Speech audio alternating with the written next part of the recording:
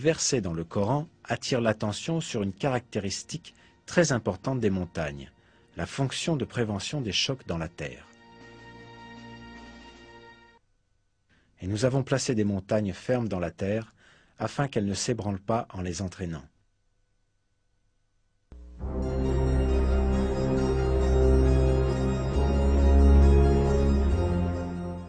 Et la géologie confirme aujourd'hui cette caractéristique des montagnes. Autrefois, on pensait que les montagnes étaient de simples protubérances s'élevant à la surface de la Terre. Cependant, au XXe siècle, les scientifiques ont réalisé que ce n'est pas le cas.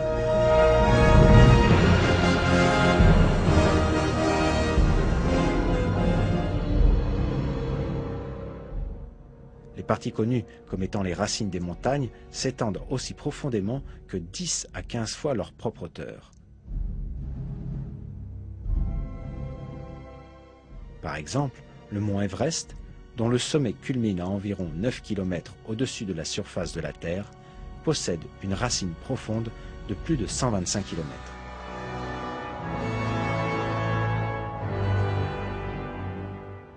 Les montagnes apparaissent suite au mouvement et aux collisions des plaques massives formant la croûte terrestre.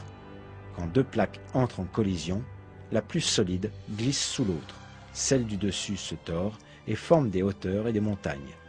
La couche du dessous avance dans les profondeurs et forme une extension profonde vers le bas. Ces extensions sont les racines des montagnes.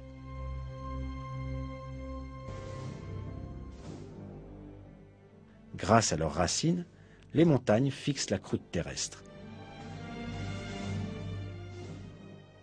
Par conséquent, elles empêchent tout glissement sur la couche de magma ou parmi les couches elles-mêmes, et elles empêchent également de grandes secousses terrestres.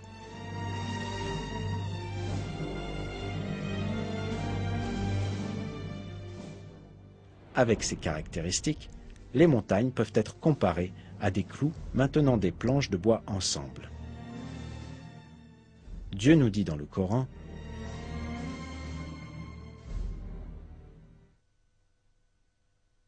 n'avons-nous pas fait de la terre une couche et placé les montagnes comme des piquets?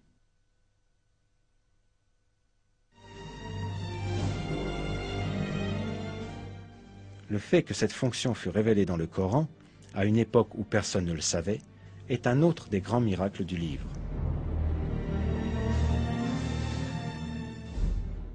S'il n'y avait pas l'effet fixant des montagnes, le sol ne tiendrait pas à la surface de la terre, l'eau ne s'accumulerait pas dans le sol, aucune plante ne pousserait.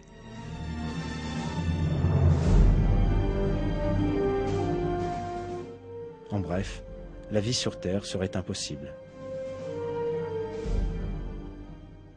Grâce à la miséricorde de Dieu, cependant, la terre est capable d'entretenir la vie.